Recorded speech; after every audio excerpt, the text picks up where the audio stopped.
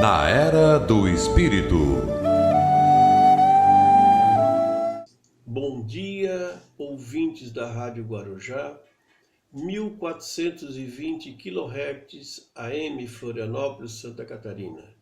Sejam bem-vindos ao programa Na Era do Espírito, uma produção do Centro Espírita Amor e Humildade do Apóstolo, ao qual nós vamos agora nos dirigir nessa sábado de manhã, um sábado tão gostoso, e queremos dizer que falaremos hoje sobre pensamento. A qualidade do pensamento reflete diretamente na qualidade da vida. E usamos para isso um livro de Emmanuel, psicografado por Chico Xavier, chamado Pensamento e Vida. E Emmanuel nos conta que um grupo de amigos encarnados pediram a ele se ele não tinha nada de algo bem simples que pudesse falar do espírito e seus problemas.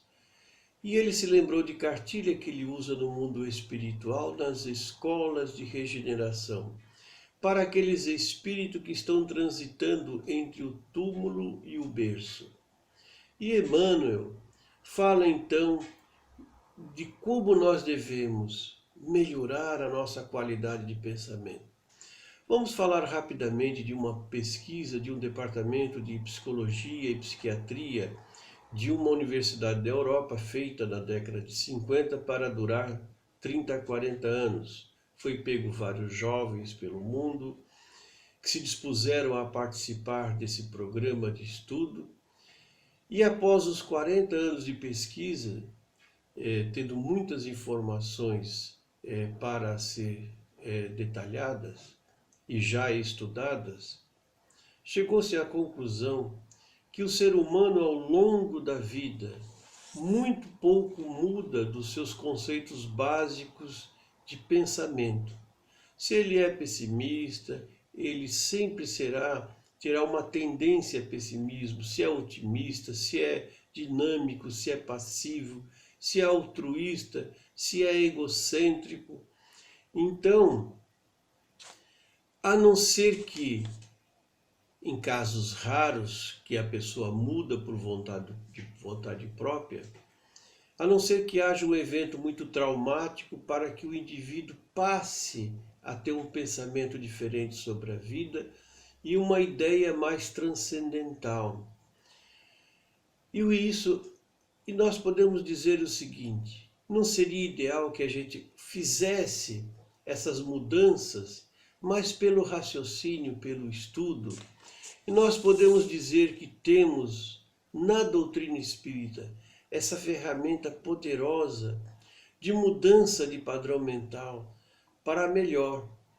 Como diz Divaldo Pereira Franco, o ideal é que a gente atinja, que a gente modifique, que a gente mude para melhor.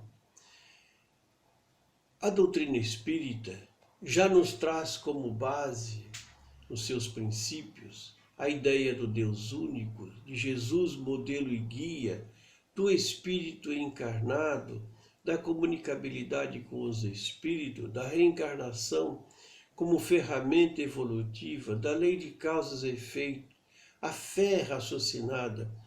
Todos somos criados simples e ignorantes, fora da caridade e da salvação. Então, meus irmãos, com esses conhecimentos, com a reflexão, com a meditação, nós podemos fazer grandes mudanças no nosso perfil emocional, mudanças para melhor, para uma vida mais alegre, muito mais com objetivos muito mais claros em termos de evolução, porque com a doutrina espírita sabemos de onde viemos, por que estamos aqui e para onde vamos. Ela nos descortina tudo isso. E Emmanuel, ele nos diz, no primeiro capítulo do livro, que chama-se O Espelho da Vida, ele assevera que a mente é o espelho da vida em toda parte. Ela está interligada com todas as criaturas do universo. E nós esboçamos nos nossos reflexos a nossa emotividade. Nós plasmamos as nossas ideias e vivemos mergulhado nessas ideias, produzindo formas, pensamentos e intercambiando com outras pessoas que têm pensamentos iguais, como ele disse, não só na Terra, mas em todo o universo.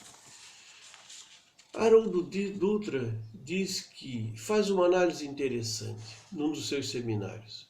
Se nós pegarmos as últimas 30 reencarnações e fizermos uma análise, nós vamos ver que a gente traz vários padrões mentais, fruto das experiências que tivemos em tempos mais rudes e conforme a nosso grau evolutivo. Então a gente traz aqueles conceitos assim, que tudo ou vai por bem ou vai por mal. Quem com ferro fere, com ferro será ferido. Não leva o desaforo para casa.